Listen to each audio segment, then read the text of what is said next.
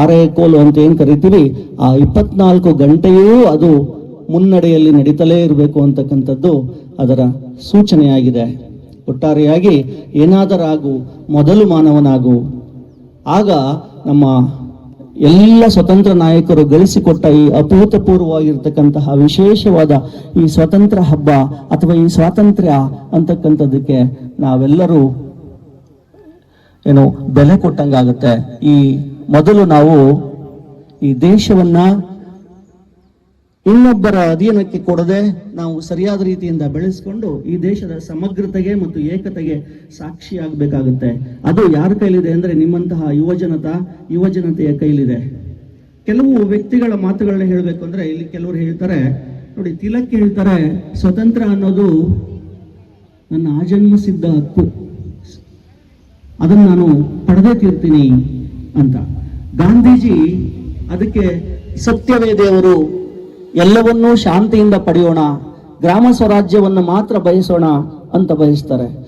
ಬೋಸ್ ಹೇಳ್ತಾರೆ ನೀವು ನನಗೆ ರಕ್ತ ಕೊಡಿ, ನಾನು ನಿಮಗೆ ಸ್ವತಂತ್ರ ಕೊಡ್ತೀನಿ ಅಂತ.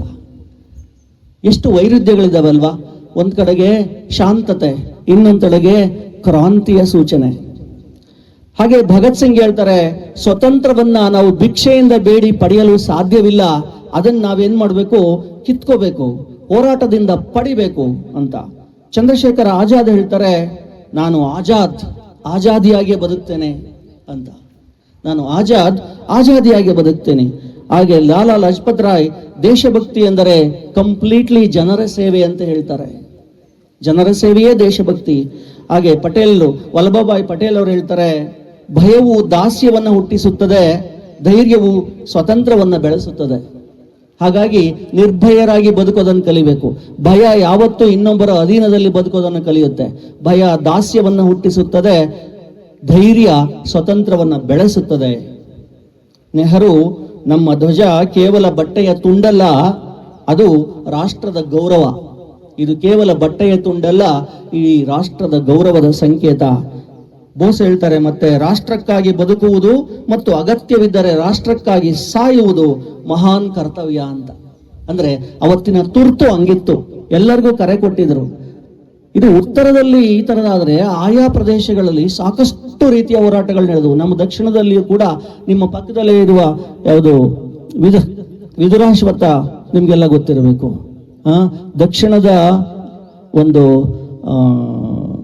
ಇಲ್ಲಿ ನಡೆದಂತಹ ಜಲಿಯನ್ ವಾಲಾಬಾಗ್ ಅಂತಲೇ ಕರಿಬೇಕು. ದಕ್ಷಿಣದ ಜಲಿಯನ್ ವಾಲಾಬಾಗ್, ಝಾನ್ಸಿ ರಾಣಿ ಲಕ್ಷ್ಮೀಬಾಯಿ ಆಗ್ಲಿ, ಕಿತ್ತೂರು ಚೆನ್ನಮ್ಮ ಆಗ್ಲಿ, ರಾಣಿ ಅಬ್ಬಕ್ಕ ಆಗ್ಲಿ, ಇವರು ಇಷ್ಟೊತ್ತು ಹೇಳಿದ ಬರೀ ಮಹಿಳೆಯರ ಬಗ್ಗೆ, ಪುರುಷರ ಬಗ್ಗೆ ಅಷ್ಟೇ ಅಲ್ಲ, ಮಹಿಳೆಯರು ಕೂಡ ಸ್ವತಂತ್ರ ಸಂಗ್ರಾಮದಲ್ಲಿ ಸಕ್ರಿಯವಾಗಿ ಪಾಲ್ಗೊಂಡು ತನು ಮನ ಧನಗಳನ್ನು ಅರ್ಪಿಸಿ ಭಾರತ ಮಾತೆಗೆ ಸ್ವತಂತ್ರದ ಒಂದು ಕಂಕಣವನ್ನು ತೊಡಿಸ್ತಕ್ಕಂಥವರು ಮಹಿಳೆಯರು ಕೂಡ ಆಗಿದ್ರು. ಹಾಗಾಗಿ ಅವರೆಲ್ಲರ ನಿರಂತರವಾದ ಶ್ರಮ ಮತ್ತು ಅವರ ತ್ಯಾಗ ಹಾಗೂ ಬಲಿದಾನಗಳ ಆ ಒಂದು ಕೊಡುಗೆಯಿಂದ ನಾವು ಸ್ವತಂತ್ರದ ಈ ಒಂದು ಸಂದರ್ಭವನ್ನು ಅನುಭವಿಸ್ತಾ ಇದ್ದೀವಿ. ಇಷ್ಟು ಸ್ವಚ್ಛಂದವಾಗಿರ್ಲಿಕ್ಕೆ ಸಾಧ್ಯ ಆಗಿದೆ. ಆ ಸ್ವತಂತ್ರ ಬಂದಿರ್ತಕ್ಕಂಥದ್ದನ್ನ ನಾವು ಸ್ವೇಚ್ಛಾಚಾರವಾಗಿ ಬಳಸಬಾರ್ದು, ಸ್ವತಂತ್ರದ ರೀತಿಯಲ್ಲಿಯೇ ಬಳಸಬೇಕು. ದಯಮಾಡಿ ಅದಕ್ಕೆ ಗುಂಡಪ್ಪನವ್ರು ಹೇಳ್ತಾರೆ ನೀವು ಹುಲ್ಲಾಗು ಬೆಟ್ಟದಡಿ ಮನೆಗೆ ಮಲ್ಲಿಗೆಯಾಗು ಅಂತ. ಕಲ್ಲಾಗು ಕಷ್ಟಗಳ ಮಳೆಯ ವಿಧಿ ಸುರಿಯೆ, ಬೆಲ್ಲ ಸಕ್ಕರೆಯಾಗು ದೀನ ದುರ್ಬಲರಿಂಗೆ, ಎಲ್ಲರೊಳಗೊಂದಾಗು ಮಂಕುತಿಮ್ಮ ಅಂತ. ನೀವೇನಾಗ್ದಿದ್ರು ಈ ತರ ಪ್ರತಿಯೊಬ್ಬರಲ್ಲಿ ಒಂದಾಗಬೇಕು ಅಂತ. ಏನಿಲ್ಲ ಅಂತಂದ್ರು ನಾವು ಹೋಗ್ಬೇಕಾದ್ರೆ ಅಟ್ಲೀಸ್ಟ್ ಒಂದಷ್ಟು ಕೊಡುಗೆಗಳನ್ನು ಕೊಟ್ಟು ಹೋಗ್ಬೇಕು. ಅದೇ ನಿಜವಾದ ಜೀವನದ ಧ್ಯೇಯ. ಆದ್ರಿಂದ ದಯಮಾಡಿ ಮಕ್ಕಳೇ ಈ ಎಲ್ಲ ಮಾತುಗಳನ್ನು ನೆನಪಲ್ಲಿಟ್ಕೊಳ್ಳಿ. ಸ್ವತಂತ್ರದ ಈ ಸಂದರ್ಭದಲ್ಲಿ ನೀವೆಲ್ಲರೂ ಇವತ್ತು ನೆಮ್ಮದಿಯಾಗಿ ಬದುಕ್ತಾ ಇದೀವಿ ಅಂತಂದ್ರೆ ನಮ್ಮ ಪೂರ್ವಿಕರ ತ್ಯಾಗ ಬಲಿದಾನದ ಕೊಡುಗೆಯಿಂದ ಮಾತ್ರ ಅನ್ನೋದನ್ನು ನೆನಪಿಟ್ಕೊಂಡು ಅದನ್ನ ಉಳಿಸಿ, ಬಾಳಿಸಿ, ಬದುಕಿಸಿ ಅದನ್ನ ಚಿರಸ್ಥಾಯಿಯಾಗಿ ಮಾಡಬೇಕು ಅಂತ ಹೇಳಿ ಕೇಳ್ಕೊಳ್ತಾ, ಈ ಸಂದರ್ಭದಲ್ಲಿ ನನಗೆ ಕರೆಸಿ ಇಷ್ಟೊಂದು ಮಾತಾಡಲಿಕ್ಕೆ ಅವಕಾಶ ಕೊಟ್ಟಂತಹ ಈ ಸಂಸ್ಥೆಯ ಮುಖ್ಯಸ್ಥರಿಗೆ, ಪ್ರಾಂಶುಪಾಲರಿಗೆ ಹಾಗೂ ಈ ಸಂಸ್ಥೆಯ ಸಕಲ ಪದಾಧಿಕಾರಿಗಳಿಗೆ ಹಾಗೂ ಇಲ್ಲಿ ನಡೆದಿರ್ತಕ್ಕಂತಹ ಎಲ್ಲ ಗಣ್ಯಮಾನ್ಯರಿಗೆ ಮತ್ತು ತಂದೆ ತಾಯಿಗಳಿಗೆ ಹಾಗೂ ವಿದ್ಯಾರ್ಥಿಗಳಿಗೆ ಹಾಗೂ ವಿಶೇಷವಾಗಿ NCC ಪಡೆಯವರಿಗೆ ನ್ಯಾಷನಲ್ ಕೆಡೆಟ್ ಕಾರ್ಪ್ಸ್ ಏನಿದ್ದಾರೆ ಅವರು ಕೊಟ್ಟಂತ ಅಭೂತಪೂರ್ವ ಸುಸ್ವಾಗತ ಅದು ದೇಶದ ಹೆಮ್ಮೆಯ ಪ್ರತೀಕ. ಅವರನ್ನು ನಾನು ಅತ್ಯಂತ ಮನನೀಯವಾಗಿ ನಾನು ಇವತ್ತು ಅಭಿನಂದನೀಯವಾಗಿ ಅವ್ರನ್ನ ಗೌರವಿಸ್ತೀನಿ.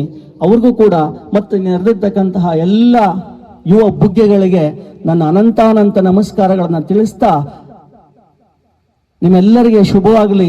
ಈ ಸ್ವತಂತ್ರದ ಸಂದರ್ಭದಲ್ಲಿ ನಾವೆಲ್ಲರೂ ಒಟ್ಟಾಗಿ ಬದುಕೋಣ ಅಂತ ಆ ಆಶಯದಲ್ಲಿ ಸ್ವತಂತ್ರ ಸಿಕ್ಕಿದೆ, ಅದನ್ನು ಹಾಗೆ ಕಾಪಾಡ್ಕೊಳ್ಳೋಣ ಅಂತ ಹೇಳ್ತಾ ನನ್ನ ಮಾತುಗಳಲ್ಲಿ ಲೋಪದೋಷಗಳಿದ್ದರೆ ಹಂಸಕ್ಷೀರ ನ್ಯಾಯದಂತೆ ಸ್ವೀಕರಿಸಿ ಅಂತ ಹೇಳ್ತಾ ನನ್ನ ಮಾತುಗಳನ್ನ ಮುಗಿಸ್ತೀನಿ.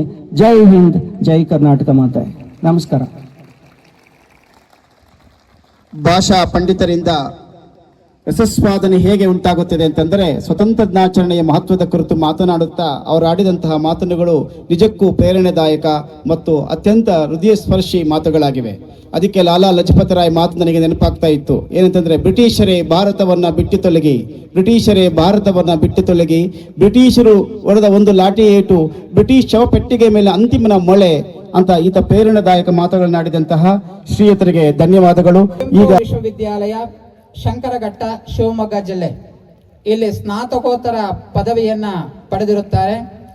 ಈ ಅವಧಿಯಲ್ಲಿ ಕನ್ನಡ ಸಂಘಕ್ಕೆ ಅಧ್ಯಕ್ಷರಾಗಿ ಸಂಘದ ವತಿಯಿಂದ ಅನೇಕ ಕನ್ನಡ ಸಾಹಿತಿಗಳು ಪೂರ್ಣತೆ ಚಂದ್ರತೇಜಸ್ವಿ, ಡಾಕ್ಟರ್ UR ಅನಂತಮೂರ್ತಿ, ಚಂದ್ರಶೇಖರ ಕಂಬಾರರಂತಹ ಸಾಹಿತಿಗಳನ್ನು ಕರೆಸಿ ಹಲವು ಕಾರ್ಯಕ್ರಮಗಳನ್ನ ನಡೆಸಿರುತ್ತಾರೆ.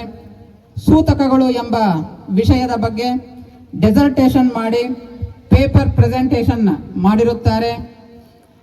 ಶ್ರೀಯುತರು 2000ರಿಂದ 2017ರವರೆಗೆ ಈಸ್ಟ್ ಪಾಯಿಂಟ್ PU ಕಾಲೇಜಿನಲ್ಲಿ ಕನ್ನಡ ಉಪನ್ಯಾಸಕರಾಗಿ ಸೇವೆ ಸಲ್ಲಿಸಿರುತ್ತಾರೆ.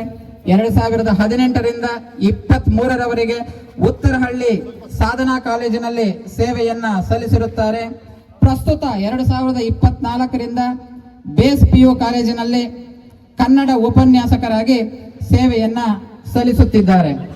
ಶ್ರೀಯುತರು ಹಲವು ಶಾಲಾ ಕಾಲೇಜುಗಳಿಗೆ ವಿವಿಧ ಕಾರ್ಯಕ್ರಮಗಳಿಗೆ ಮುಖ್ಯ ಅತಿಥಿಯಾಗಿ ಹಲವು ಸ್ಪರ್ಧೆಗಳಿಗೆ ತೀರ್ಪುಗಾರರಾಗಿ ಕೂಡ ಭಾಗವಹಿಸಿರುತ್ತಾರೆ.